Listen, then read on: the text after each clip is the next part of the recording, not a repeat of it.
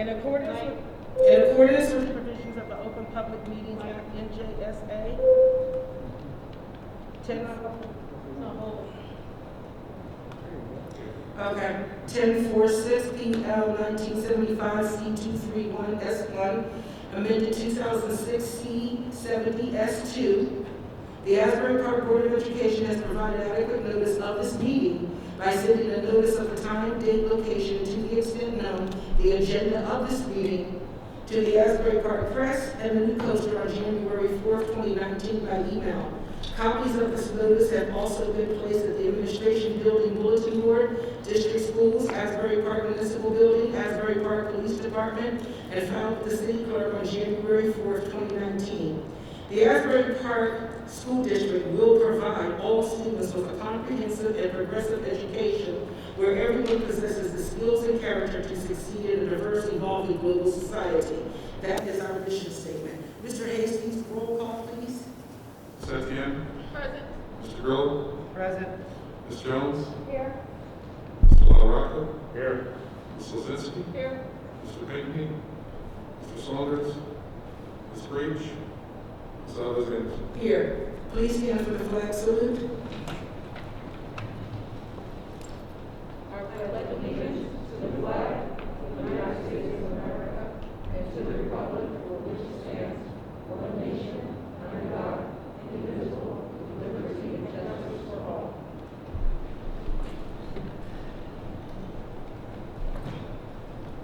Okay, I'm going to begin with the report of the committees.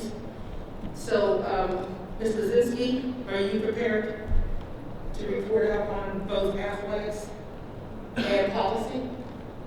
I don't believe we had an athletic committee meeting. We did, I was in attendance. Policy we did because we had a separate meeting from last month, and we haven't gone over the weapons policy. I did have a conversation with Adam about it, but I haven't got the document yet, what we talked about. Okay, that completes your report. Thank you. Mr. LaRocca, for finance, please. Thank you. The Finance Committee met on November 13th. I don't know if everyone has the minutes. The discussion was the initial discussion with regard to the district budget for what would be 2022. As part of our action plan, in terms of the board goal, we really just wanted to take this first step of seeing where we were, what is the issue, or what I would refer to, are there any passive savings that are coming about prior to then building the budget. So we went through enrollment. An increase in enrollment would increase funding next year. We anticipate enrollment is not finalized yet. There's still issues where districts appeal over whether an individual student is in one district versus another based on their facts. So we don't have a final enrollment figure, but our anticipation is that enrollment is going to be flat or slightly down. We looked at reserve accounts. Is there extra money in reserve accounts right now? In past years, we've looked at that in balancing the budget. We don't see that as an option going into the next budget year. There's been discussion about the new health plan that was passed by the state. There were some huge numbers discussed by state governmental leaders in terms of overall savings to school districts. It's our understanding that the school districts we're seeing reporting are not seeing those savings, and we do not anticipate savings as well, as there is the new health plan option for individuals, as well as the new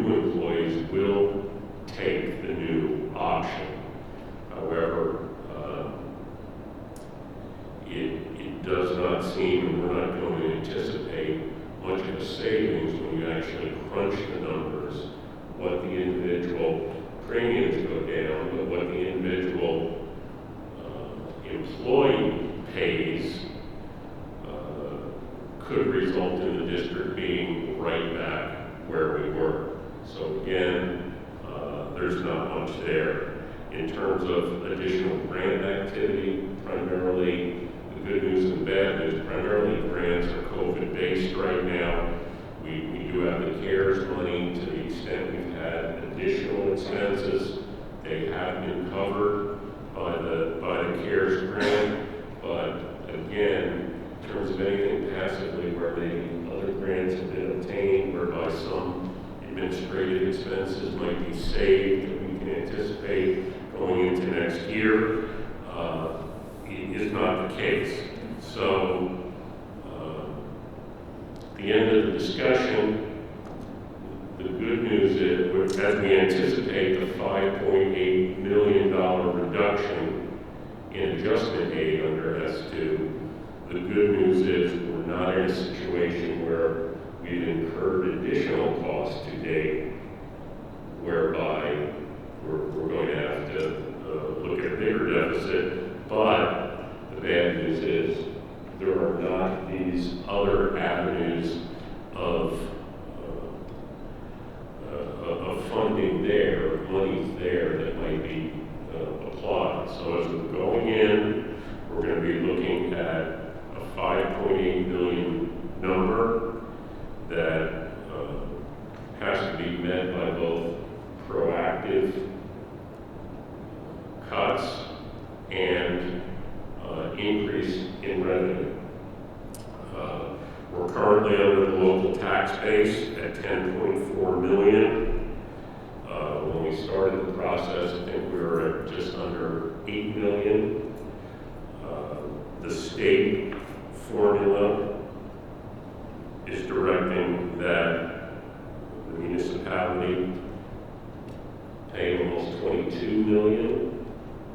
So again, we're on track where every year through this S2 process, there's going to be some degree of a split between revenue generation and budget cuts. But final analysis, the number is $5.8 million, and that's what we're going to be looking at. There's been no surprises to the positive or to the negative from our discussion back in the committee meeting. Thank you, Mr. Lamoranco. Are there any questions for our chairman? Okay, thank you very much. Again, Chairperson of Buildings and Grounds. Good evening. Good evening. Okay, so we have no facilities request use COVID-19 cleaning protocols are still in place. The district continues to do the three-phase system of cleaning, so cleaning, sanitizing, and electrostatic spraying. All touch points are worked down on an hourly basis. That's like the door handles and such. The classrooms have been provided, the classroom teachers have been provided with wipes and sanitizing sprays, and the custodians continue to follow all protocols outlined on the rollback plan. We also spoke about the central office relocation.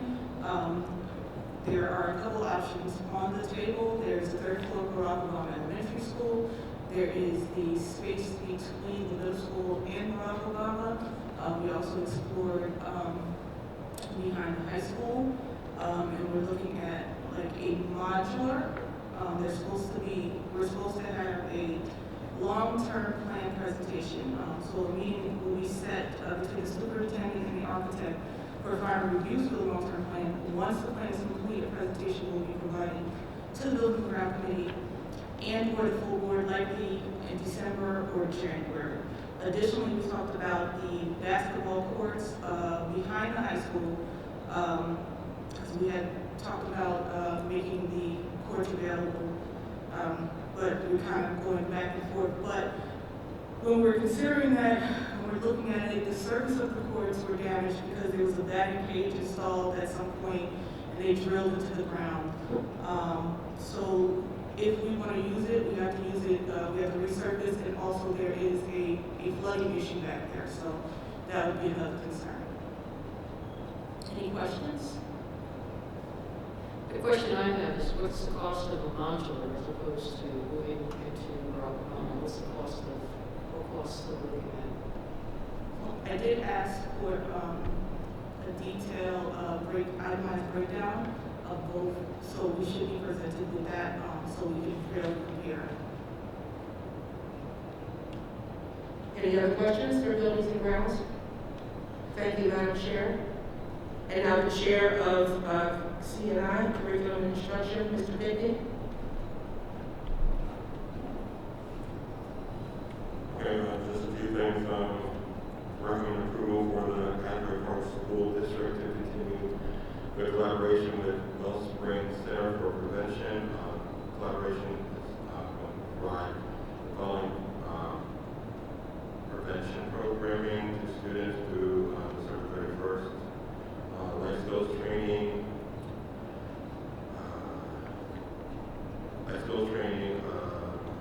offering which offers a comprehensive approach to reducing youth violence and substance use. Offered at 3rd, 4th, and 5th grade at Bradley Elementary, DOK, Upper Elementary, a sixth session LST after school program, offered it to 10 referred students in the 4th and 5th grades. And for parents and grandparents and other caregivers, Creating Youth in Asbury Park, a 4-session LST for parents program will be offered, no cost to the district. Board approval for Asbury Park School District to continue the collaboration with Wellspring Center for Prevention through January 1st, 2021 through December 31st, 2021. Also, which will be no cost to the district. Recommend approval for the MOU between Asbury Park High School and Rutgers State University, which is a continuation of the dual credit program for allied health students for school year 2020 to 2021, and also seeking approval for the Ready, Set, Grow Academy proposal to work with our parent center, providing virtual in-person parent classes through their Empowered Parent University program. Are there any questions for Mr. Pickney?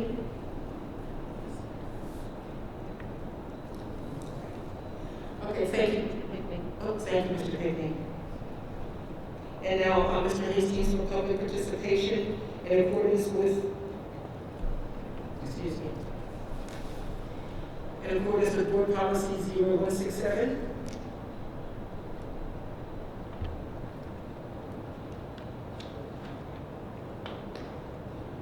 So we have no emails at this time? Thank you. Then I will close public participation. Madam Superintendent, review of regular meeting agenda items. Good evening, board members. Are there any questions regarding items on D1? D2?